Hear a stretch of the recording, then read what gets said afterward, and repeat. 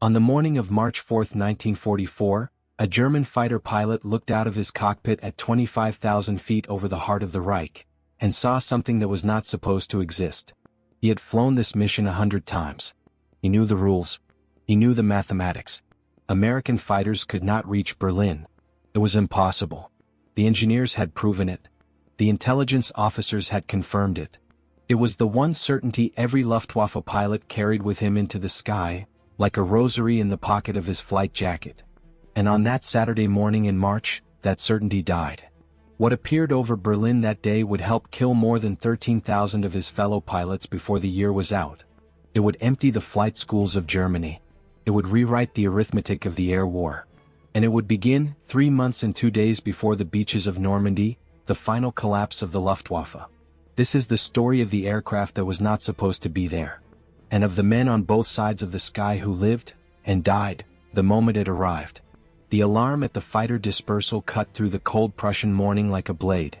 Across northern Germany, in Staffels scattered from the North Sea coast to the outskirts of Berlin, young pilots pulled on flight jackets. Sip, buckle, gloves. The small rituals of men who had learned that survival lived in the smallest motions. One of those pilots was Oberleutnant Heinz Knoke of Jägerschwader 11, 22 years old that morning. Already a veteran of nearly 200 combat sorties. Already a name in his own squadron. Already, without knowing it, a survivor. Outside, the March air smelled of engine oil and wet pine. Ground crews were turning props.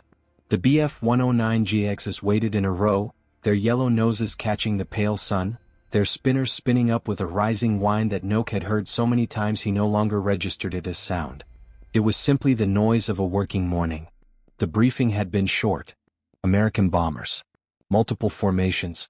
Heading east into the Reich. Probable target, Berlin. Knoke listened without emotion. He had done this before. He had done this dozens of times. By March of 1944, the pattern was so familiar it had become almost bureaucratic. The Americans would come in daylight. They would fly in tight box formations, hundreds of B-17s and B-24s bristling with .50 caliber guns. They would be escorted, yes, but only for a while. That was the key. That was the equation every Luftwaffe pilot carried in his skull like a second heartbeat. The Americans flew P-47 Thunderbolts, heavy and blunt. They flew P-38 Lightnings, twin-boomed and elegant. Both were dangerous. Both were fast. And both had one weakness that Luftwaffe pilots had learned to exploit with mechanical patience. They ran out of fuel. The P-47 could reach the German border. Sometimes a little past. The P-38 could push further, but not much. Once those escorts turned back, and they always turned back, the bombers were alone. Naked. Hundreds of aircraft flying in perfect formation with no fighter cover, moving slowly across the sky at 3 miles high, filled with young men and bombs and unprotected fuel tanks. That was when the Luftwaffe struck. That was the moment they had trained for. That was when Bf-109s and Focke-Wulf 190s would climb from below, or dive from above, and tear those bomber boxes apart one wing at a time. Berlin especially was safe from escorted raids. Berlin was too far. Berlin was more than 600 miles from the American bases in England. No fighter in the world could fly that distance, engage in combat and return home. The mathematics did not permit it. Fuel capacity, combat radius, engine burn rates. The numbers had been checked and rechecked by German aeronautical engineers, and the numbers were absolute. If the Americans were coming to Berlin, they were coming without escort. That was law. Knoke climbed into the cockpit of his 109. The canopy locked shut with a familiar snap. The Daimler-Benz engine coughed, caught, and settled into its heavy idle. He taxied out with the rest of his staffel, lifted off, and climbed into a sky the color of thin milk. At altitude, the world became simple. Below, Germany stretched out in patches of forest and farmland, still dressed in the gray remains of winter. Above, the contrails of incoming bombers were already visible. White scratches drawn across the stratosphere by an unseen hand. Knoke counted the streams as he climbed. Many. Very many. But something was wrong that morning, though the German pilots did not yet know it. Across the channel, back at the American bomber bases in East Anglia, a weather report had triggered a general recall. Cloud cover over the target had thickened past acceptable limits.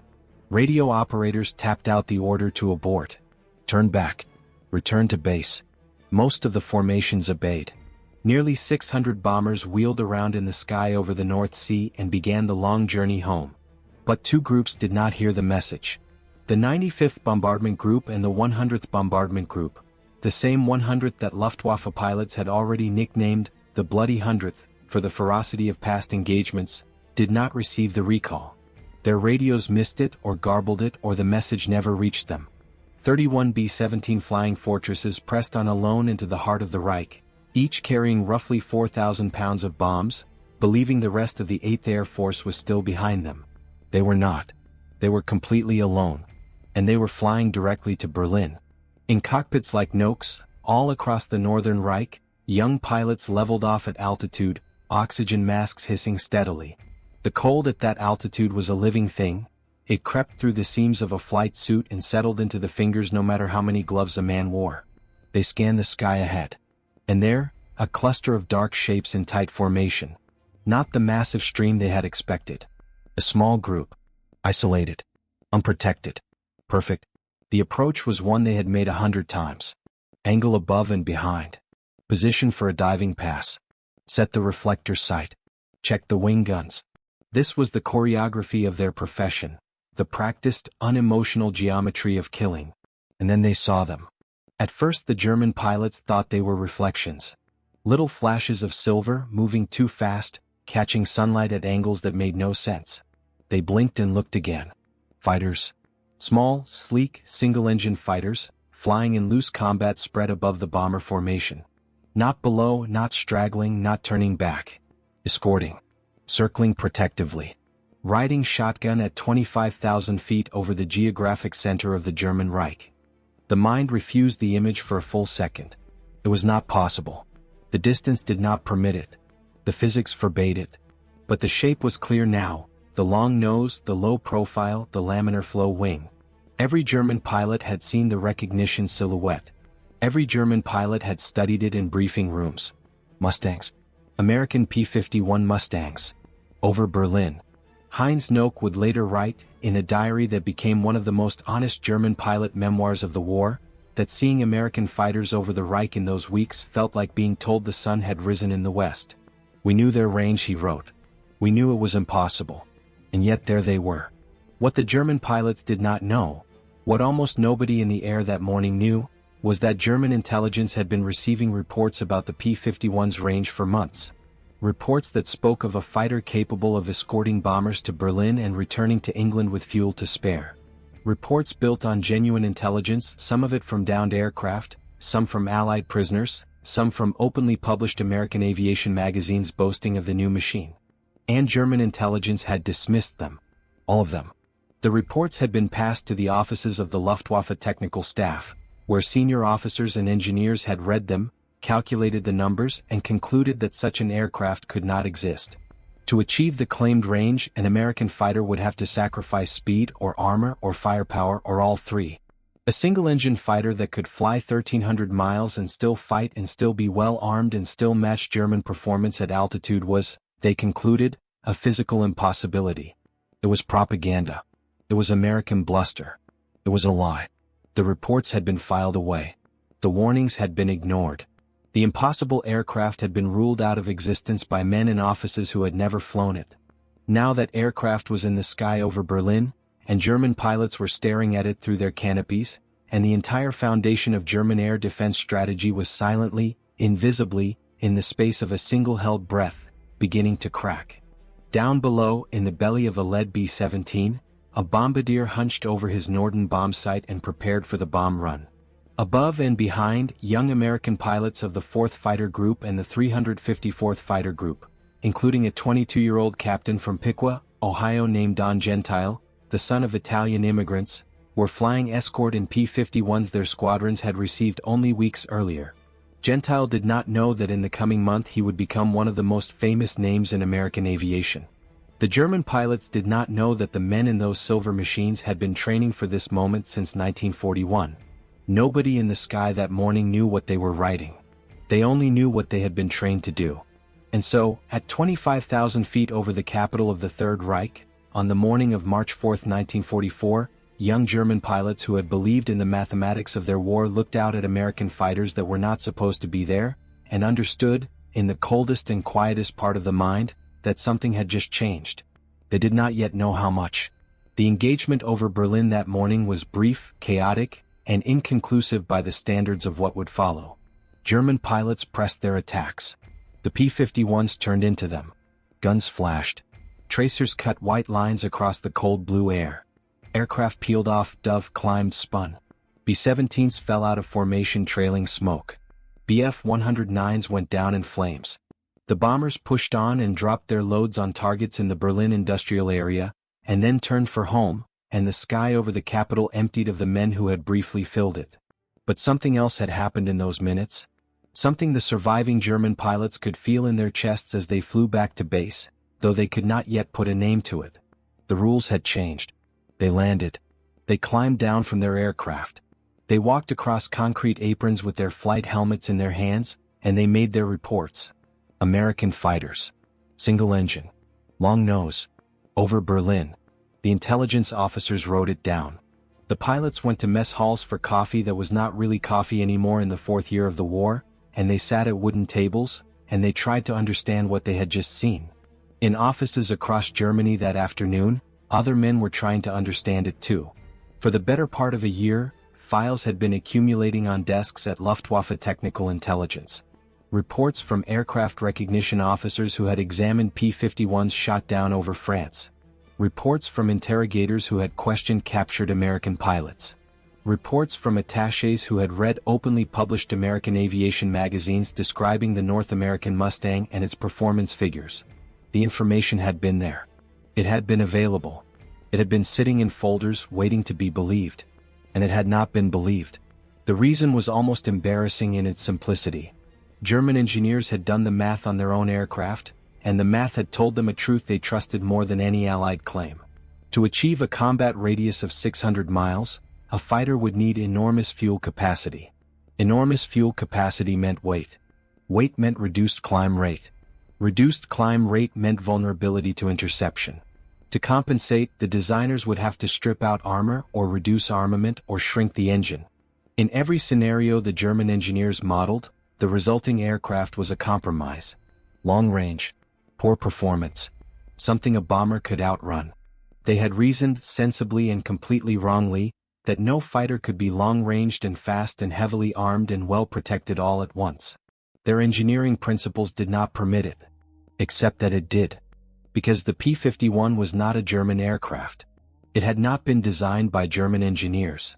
It had been designed in 117 days in 1940 by a young American engineer named Edgar Schmud, working for North American Aviation in California, to fulfill a British contract.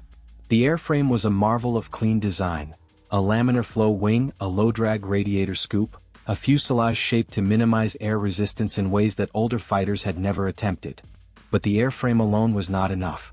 The original Mustang had used an American Allison engine, and it had been mediocre. It had climbed slowly. It had run out of breath at altitude. The British had almost given up on it. And then, in 1942, a British test pilot named Ronald Harker suggested something audacious. Take out the Allison. Put in a Rolls-Royce Merlin, the same engine that powered the Spitfire, the same engine that had won the Battle of Britain. See what happens.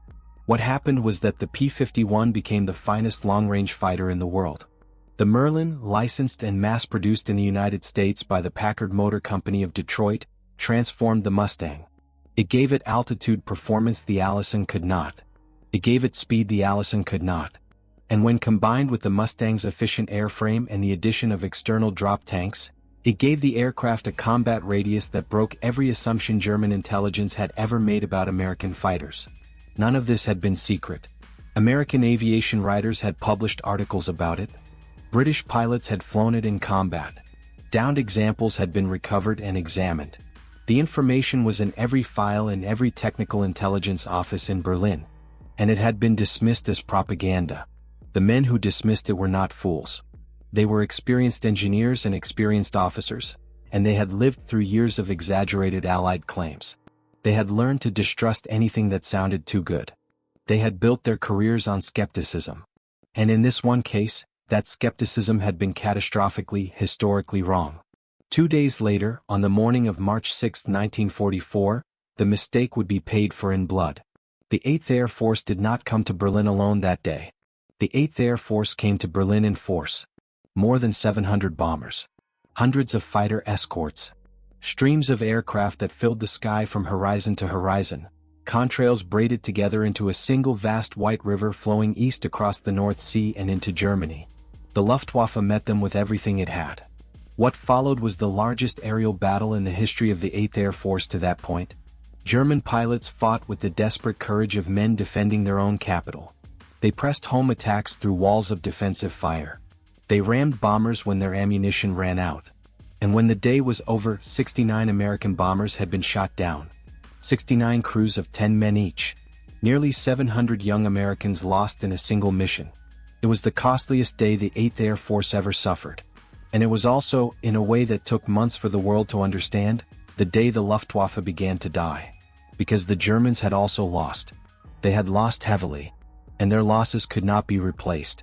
In a quiet office at Luftwaffe headquarters, a 32-year-old general lieutenant named Adolf Galland, the inspector of fighters, a man who had shot down more than 100 aircraft with his own hands, a man who had fought in the Battle of Britain and led fighters over 3 continents, read the casualty reports from the March raids and understood something the rest of the war would take longer to accept. Germany could win engagements. Germany could not win the campaign. The math was cruel. American pilots arrived in combat with hundreds of flight hours behind them. Their training pipeline was long and thorough and, most importantly, safe. They trained in Texas and Arizona and California, in skies that no enemy could reach, on fuel that no enemy could ration. They arrived over Germany already competent, already lethal, already members of a machine that had prepared them carefully for the moment they climbed into a Mustang and turned east. Germany's pilots arrived with less. Much less. A Luftwaffe ace named George Peter Eder, 23 years old that spring, a fighter pilot with dozens of victories already to his name, would describe what he watched happen to his own service. The replacements coming to his unit had, in his words, sometimes fewer than 100 hours of total flight time. Not combat hours. Total. Enough to get an aircraft off the ground. Enough to land it on a good day in good weather. Not enough to fight. These were the boys the Luftwaffe was sending against Don Gentile and his squadron mates. Boys who had never flown in combat in aircraft they barely knew how to operate, against pilots who had been training for this moment since 1941. Eder would say years after the war, that it felt like watching children sent to fight men. They lasted 1 mission. Sometimes 2. Then they were gone. Names crossed out on the duty board. Personal effects boxed up and shipped home to farmhouses in Bavaria, apartments in Hamburg, villages in Silesia. Replaced by the next batch of boys with even less training, because the pool of experienced instructors was itself being ground down. Germany was eating its own future. Every week. Every mission. Every dawn. And it was doing so in aircraft it could barely fuel, because the bombs that Gentile and men like him were escorting to their targets were not falling on empty fields. They were falling on the synthetic fuel plants at Luna, on the ball-bearing factories at Schweinfurt, on the aircraft assembly lines at Regensburg, on the refineries at Ploesti in Romania. Every raid tightened the noose. Every ton of bombs meant less aviation fuel for pilot training, fewer aircraft rolling out of factories, fewer bearings to keep engines running. A country that could not train its pilots could not defend its skies. A country that could not defend its skies could not protect its factories. A country that could not protect its factories could not train its pilots. It was a spiral. And it was accelerating. Adolf Galland, sitting in his office in the spring of 1944, understood the spiral. He had understood it since the P-51s first appeared over the Reich. He tried to explain it to Hermann Göring, the Reichsmarshal who commanded the Luftwaffe. He tried to explain it to Adolf Hitler. He tried to explain it to anyone who would listen. He was not always listened to. He was sometimes shouted at. He was sometimes told he was defeatist. He was sometimes threatened. But the numbers he was reading did not care about who shouted at him. The numbers only went one direction. The Luftwaffe was bleeding pilots faster than it could produce them, and no amount of courage in the cockpit could reverse that arithmetic. And in the skies over the Reich, week after week, more American bombers came. And more Mustangs came with them. And the boys the Luftwaffe was sending up to meet them were younger, greener, more frightened, less prepared than the boys the week before. Heinz Knoke, still flying, still fighting, was becoming something rare. A survivor. Not because he was better than the dead. Many of the dead had been better, but because he had learned the small motions of staying alive in a war that no longer permitted large ones. And somewhere above him, on almost every mission now, there were Mustangs. The spring of 1944 turned into summer, and the summer into autumn, and the pattern that had begun on the 4th of March did not break. It only deepened. Every week the 8th Air Force came. Every week the Mustangs came with them. And every week the young men of the Luftwaffe climbed into cockpits and did what they had been trained to do, and every week fewer of them came home. The numbers, when they were finally counted after the war, were staggering. In 1944 alone, the Luftwaffe would lose more than 13,000 pilots killed. 13,000. An entire generation of German aviators, the men who had flown over Poland and France and Britain and North Africa and Russia, was systematically erased in the skies over the Reich in the span of 12 months. They were killed by many things. By flak from their own guns. By bomber gunners firing .50 caliber Brownings in every direction. By accidents in aircraft they had not been trained long enough to fly. By fuel exhaustion in engagements they should never have been sent to fight. But most of all, they were killed by Mustangs. Heinz Knoke survived. Not because of skill alone, though he was skilled, and not because of luck alone, though he was lucky. He survived because he learned to fly a war in which he was no longer the hunter. He was the hunted. He learned to look up before he looked down because death now came from above. He learned to check his 6 every 15 seconds, because a Mustang could be on him from any direction at any altitude at any moment. He learned to break off engagements early, to conserve fuel, to disengage when a fight went wrong. The instincts of the young pilot who had climbed confidently into a 109 in the early years of the war had been replaced by the instincts of an animal that has been hunted for too long. He would end the war as one of Germany's aces, with more than 30 confirmed aerial victories. He would end the war alive. Both were rare. George Peter Eder survived too, though barely. He was shot down more than a dozen times. He was wounded again and again. He watched the teenagers he had described, the boys with barely enough training to land in good weather, disappear from his unit at a rate he could no longer bring himself to count. He wrote later, with a bluntness that only survivors ever earn, that by the end of 1944 the Luftwaffe was no longer a fighting force in any meaningful sense. It was a collection of teenagers and exhausted veterans, flying whatever aircraft could still be fueled, dying in numbers that no country in history had ever sustained in the air. Don Gentile came home. He was 22 years old when he flew his early missions over the Reich in that decisive spring. By April 1944, American newspapers were declaring that he had matched the aerial victory record of Eddie Rickenbacker, the great American ace of the First World War, a claim that would be debated by historians for decades afterward, but that made Gentile briefly the most famous fighter pilot in America. His face appeared on newsreels and movie theaters from Boston to San Diego. General Eisenhower himself called him a one-man air force. Gentile came home to parades.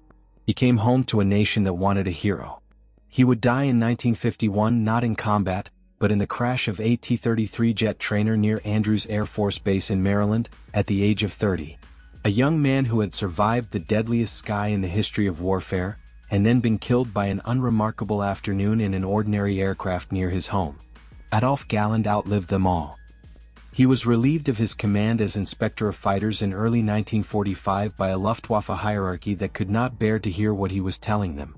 He was allowed, in the war's final months, to lead a small unit of Messerschmitt Me 262 jet fighters, the aircraft that had come too late in too few numbers to change anything at all. He flew that jet in combat. He was wounded. He was captured. And he lived for another 50 years until 1996. He gave interviews. He wrote memoirs. And in every one of them he came back to the fighter that broke his Air Force.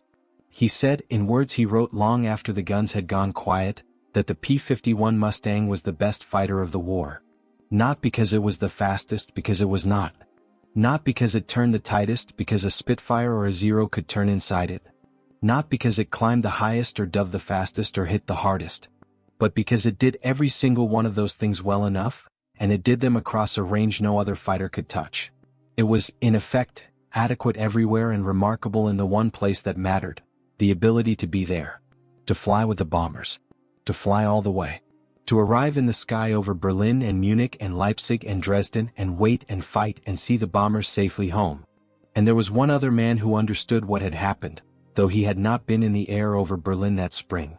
Hermann Göring, the Reichsmarshal who had built the Luftwaffe and then presided over its destruction, sat in an American interrogation cell after the war ended and spoke to his captors about the moment he had understood the war was lost.